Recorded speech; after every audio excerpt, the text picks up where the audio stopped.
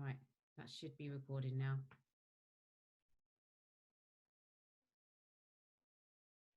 Yep. Yep, perfect. All right, lovely. Okay, well, it's very nice to meet you. And I've got some questions for you. I hope there's nothing too left field. I'm sure it'll all be fine. Yeah. I don't have a very good internet connection where I am. I'm right in the middle of nowhere in the south of England. So I might switch my video off if you don't mind and just keep it on audio. Yeah, of course. Cool. It just makes it a lot quicker and kind of, right. I'm going to do that now then. Sure. Perfect. Okay.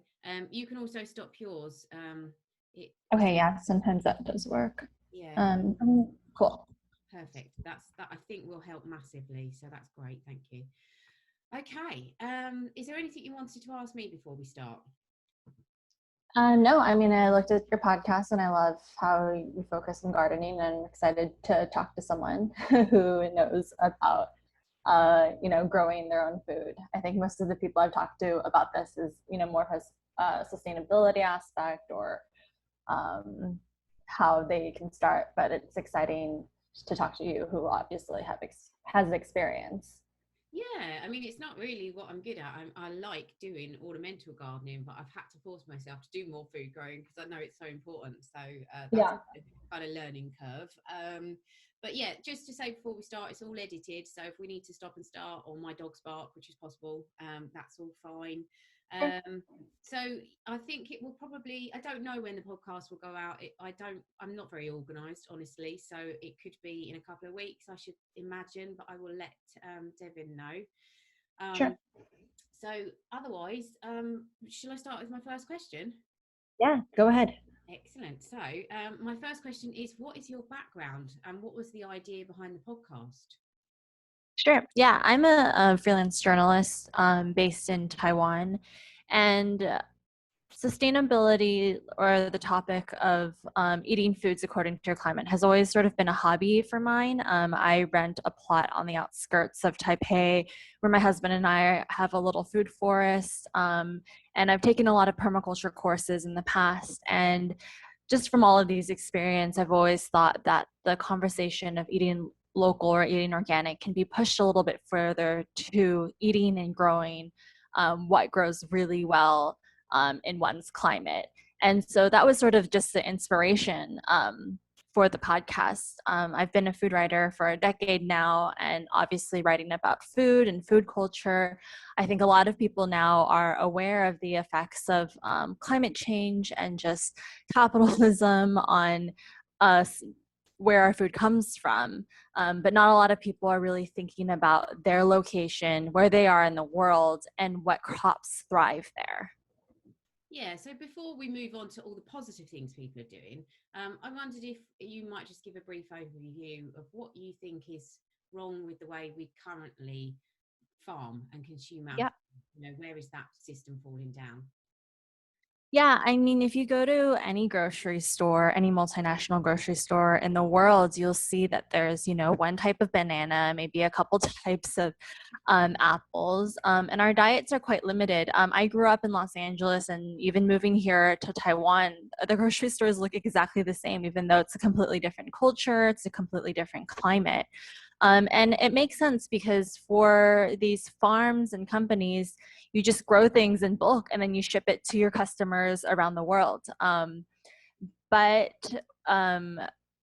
that doesn't necessarily make sense because what grows well in the UK is very different than what grows well in Taiwan. And so what I hope to do with my podcast is really to just have people be a little bit more present and think about where they are in the world and what grows well there. Yeah, you talk about bananas in one of your episodes. What is the kind of problem with that? What are the problems that are involved in having one particular variety of food and basically everything reliant on that? Yeah, so there are over 1,000 types of bananas. And here in Taiwan, I'm growing like 5 different types. But most grocery stores around the world just stock the Cavendish because it's a banana that transports very easily. But it's not necessarily the banana with the best flavor. And the problem with this is that these giant monoculture farms are very susceptible to diseases. And this actually happened a couple generations prior, where back then the dominant banana was the Gros Michel, and a disease wiped out all of these bananas. So that's why you can't really see it anymore. And then they came up with the Cavendish. And now the same problem is happening again, where a disease is wiping out all the Cavendish. And as a consumer, you don't really think of this. You just go to the grocery store and see a banana. But after moving here to the subtropics and learning about different varieties of bananas, I realized that this conversation can be expanded a little bit more, and there's just much more than what we see in our grocery stores. Yeah, definitely. So you live in Taiwan at the moment. If you want to get stuff with more local flavour, where can you go to get it, or are you just having to grow it yourself? Yeah, I just happen to grow a lot of things myself. I had the really cool opportunity with living with an indigenous chef here in Taiwan a couple of years ago. And she taught me about a lot of the edible plants here. The beauty of being in the tropics is that we have vibrant green produce all year round. And there are things that just grow wild that we can eat. But because Taiwan is an island that has been colonized by the Chinese and the Japanese and the Dutch, we have lost a lot of this knowledge. And it's the same thing that has happened also in the United States. A lot of these like traditional plants or knowledge have been lost because of waves of colonization. Yeah, I mean, also you know, I think regional food independence is important from a consumer's point of view, but also how does it help local communities? Yeah, I think it's by supporting local farms. Let me think about this question. Mhm. So, how does regional food dependence help How do local communities? I'll rephrase it, I suppose. Um, if we were to embrace the idea of growing food locally and growing food that was specifically suited to the climate where it was grown, Yeah. obviously that is going to, well, I kind of suppose it's got a two-pronged thing. It kind of it widens your food um, choices, but it also narrows them seasonally, I suppose. So thinking about that, what do we as consumers need to change in terms of our buying habits in order for this system to work? Yeah, I think a lot of it is actually minimalizing and simplifying. And, right now you go to the grocery store and you just have so many options, and we don't necessarily need all of those options. But it's just in our culture to have access to everything around the world. So I do think a sustainable system in the future would require us to let go of a lot of these preconceptions of what a full meal should be, or what a grocery store should have. And you're right, like a very local diet will be quite limiting in what you can get. But like a couple years ago, I lived on a permaculture farm in Costa Rica, and the couple, they had 9 acres of land, and they live off of the grid and eat everything they grow, or grow everything they eat. And what we had available was quite limited, but then with this limitation came a lot of creativity. So we had things like plantains, taro, and cassava. And if you give that to the average North American or someone from the UK, they'd be like, I have no idea what to do with this. And that's kind of what I was confronted with as well. But since we were just stuck there, and because that was all we had, we came up with all of these incredible dishes. So I almost think that, imposing these limitations, although I think it would be a growing pain for a lot of people in the beginning, can give way to a lot of interesting creations and creativity as well. Yeah, I think that's very true. And also on your travels, I suppose, have you noticed that obviously some people will have the microclimate that's suited to growing a particular crop. Some people will have a family tradition of it. Some will have the knowledge to do one crop and not another. So rather than trying as one person trying to grow lots of different things, have you noticed a trend towards kind of smaller farms specializing, but networking together so that the community can benefit from the kind of specialist skills but still get the range of food. Yeah, that's exactly right. And I think that's what will work. There's no way that one person can do it themselves. And a lot of my podcasts and the interviews are inspired by Indigenous communities around the world, and they did not work alone. You know, one family would specialize in hunting, and the others would cultivate, you know, a legume crop. And with that came a community where people were self-sufficient, but you don't do it alone. And I think that, again, is another cultural hurdle that we sort of have to get over. I think in a very individualistic society that you and I come from, you're kind of expected to fend for yourselves, right? But if we really wanted these truly local sustainable systems, we would have to, you know, do community building and depend on our neighbors and have this network. But that really starts with creating a community where you are. Mm.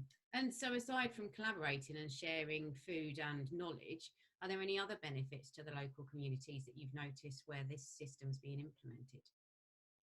Yeah, and I think so. Again, a lot of my inspiration comes from Indigenous communities around the world. And when I've been to these places, you see that then they have a collective incentive to take care of their land because they are producing food for themselves in their own community.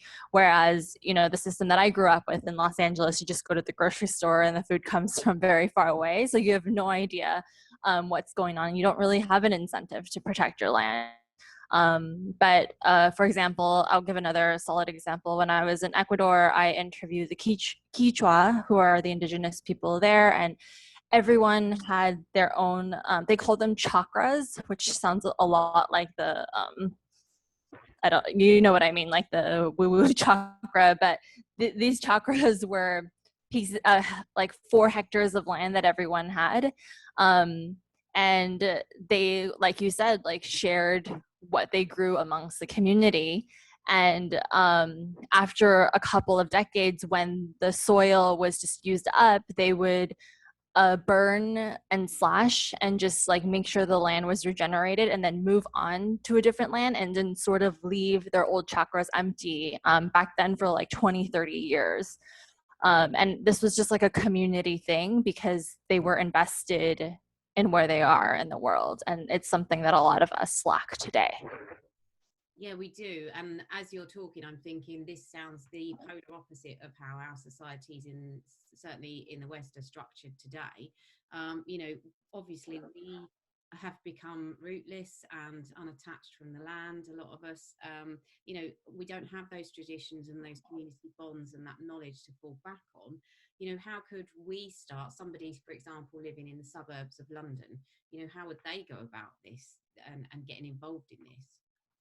Yeah, and I'm very much aware that like my philosophies or, you know, the concepts that I'm bringing up isn't necessarily realistic in our society because exactly what you said, because of the systems that we live in. And I think for someone living in the suburbs, it just starts with having an awareness of what's growing around you. I don't know what it's like in the UK, but in the United States, for example, lawns are the most, grass is one of the most cultivated crops in our country, and it's just kind of sitting there and doing nothing. If people converted their lawns into food forests, planting you know, resilient plants that give off food that don't necessarily take a lot of input, like perennials or fruit trees, that could be a way to feed the community. Obviously, this wouldn't feed a whole family, it probably wouldn't sustain a society. You do need to have, you know, core carbs and more hefty things, but it could be a way to supplement. So we're not, you know, importing avocados from thousand or miles away, or like goji berries from China. You could supplement based on what's in front of you. But as again, like this is a very um, aspirational goal because you would have to work with your local governments in order to get a lot of these things approved and your local community. So at the end of the day, it comes down to just working with the people around you. And sometimes, honestly, I think that's the hardest part of this whole thing, working with others. Yeah, I think you're probably right. And managing the cropping as well is quite tough. You know, especially if you're sharing that with other people. You have to be quite opportunistic, I think, about your opportunities to get food and to eat it, and it has to be. Yeah. You know, you have to do it in a kind of timely fashion, and you are a little bit at the mercy of what's ready at that time. I mean, I always think that people could certainly, in where I based in Sussex in England, you know, people could definitely supplement their own leafy vegetables or salads. You know, there's absolutely nothing to stop us all kind of doing that and producing that type of food, and then getting rid of Yeah. the packaging and the transportation that's involved in importing that stuff. I mean, it does seem a little bit crazy that that's what we do. But aside from the culinary benefits and the dietary benefits and the community benefits, I mean, obviously you're focused on the climate benefits of growing these crops more locally. I think probably a lot of us know the issues around importing food, but you know, maybe you could spell those out for us. Yeah. So the whole concept of climate cuisine is being aware of what grows really well in your climate, and with climate change that obviously is changing. So tropical zones and hot zones around the world are expanding at a crazy rate, and places that were subtropical or temperate are slowly becoming tropical, or places like the Mediterranean, or with climates like Los Angeles, are becoming deserts. So we can't really become attached to what our historical climate is, and you kind of have to look forward a bit or look for inspirations from other places. And to give a really good example, LA, where I'm from, you know, it traditionally had water, but now because of climate change, it just, every time I go back, I feel like there's a drought or there's a lot of wildfires. And then so you really have to adapt. You can't just grow what traditionally did well there. You have to sort of look towards the future. So an example that I really like that I did an episode on was, you know, the cactus. The cactus can be used for food. It can be used for fashion. There are some people in Mexico making leather out of cactus, and it's just a really resilient plant that doesn't need a lot of water at all. What if we added more of that in our diet, in drier places around the world? So yeah, it's really being aware that climate change is going to have an impact on our cuisine, and shifting accordingly. And again, as I've mentioned, a lot of my work is just taking inspiration from indigenous tribes around the world who, you know, they look around at what's happening in their climate, and they adjust accordingly. Yeah, I mean, one of my questions that I did note down as I was kind of you know, trying to think of what to ask you. One of them was, are governments supporting initiatives like this, and if not, who is? But I think that I probably know the answer to that question, because I'm not sure it's in the interests of kind of government, who are so often wrapped up with business nowadays, to encourage people to grow their own foods and consume less, especially when you think about the price of land in a lot of places, and the fact that it's not in public ownership anymore, and it keeps moving more into private and commercial ownership. So, you know, how does that all kind of get tied into it? Are we hamstrung before we begin in terms of trying to get land and the resources that we need to do this? Yeah, you're exactly right. There's no incentive for the government or for any big industry or for anyone with money, for that matter, to support this. So we are kind of stuck at an impasse here, and that's, you know, this topic hasn't even reached most people, or there are no large initiatives supporting it. So I don't know what the solution is. And I think just this exact same frustration, or just even realizing this, created this level of frustration in me, that I just wanted to even start the conversation about it, because I don't think people think of food this way. They just think of food as something you procure from the grocery stores. They don't realize that we can be changing our systems by eating what grows well in our climate. Most people don't even know what grows well in their climate, and some people don't even know what their climate is like. So there's just so much to go, like so long to go from here. And yeah, I don't know the answer to that. I really don't. No, I suppose the good thing is though that you're at the very you're pioneering this alongside everybody else who's working towards this cause. So it can only get better from here on out. You'd like to think you're kind of at the top of you're at the bottom of the mountain climbing upwards, but these are the fundamental important first steps. So with that in mind, what are you planning for the future of the podcast? How's it going to evolve?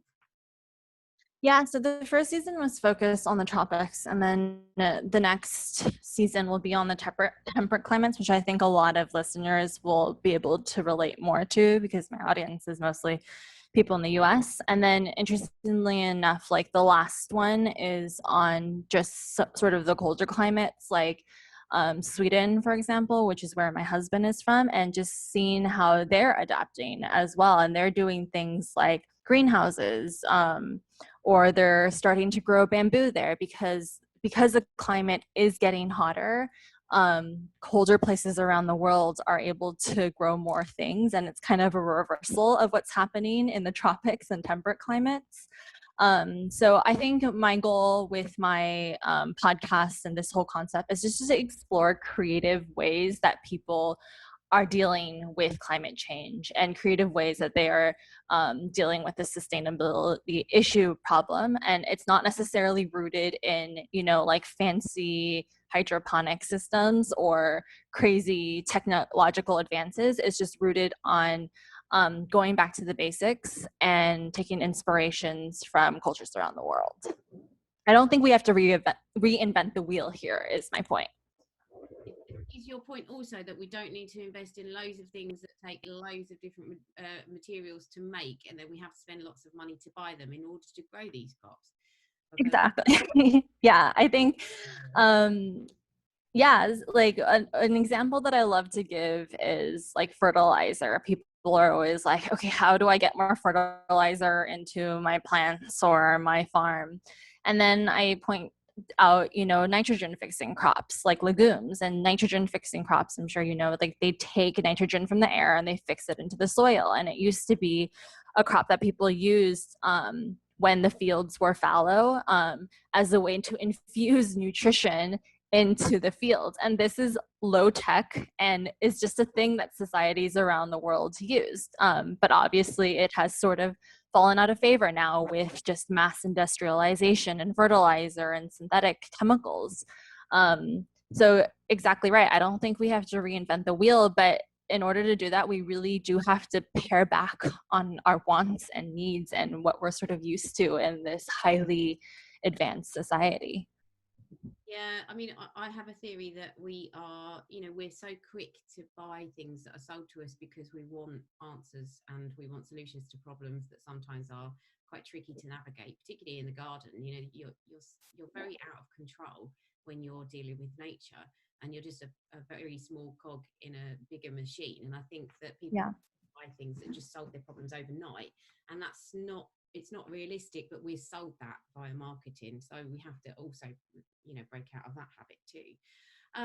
Some of your guests are fascinating, and I just wondered, obviously thinking about your new season, how have you found people who are doing great work? How do you come across them, or do they just fall into your path? Yeah, a lot of this is before I settled down in Taiwan, got married. I just sort of had traveled around the world. And as I've said, I really do think we don't have to reinvent the wheel. So I look for indigenous people or people who are really into traditional knowledge, or people who have a lot of experience growing their own food, because I think these are the people we can take inspiration from because they have experience and they have centuries or sometimes millennia of stories to back it up, and they've been feeding themselves for centuries. So I think that's kind of the perspective that I come from. I don't necessarily seek out fancy scientists doing crazy studies all the time. Though I do have some of those sources, I always find the most inspirational are the people whose families have been self-sufficient or growing their own food for a very long time. There's a reason they've been doing it for a long time, and they know their stuff. Yeah, it's such an interesting revolution of the wheel. I mean, we really are, kind of it's as I said earlier, it is a polar opposite to what we are, taught, and what we've been, or what certainly what I've been brought up in, the system that I've been brought up in. And I mean, hurrah for that, is all I can say.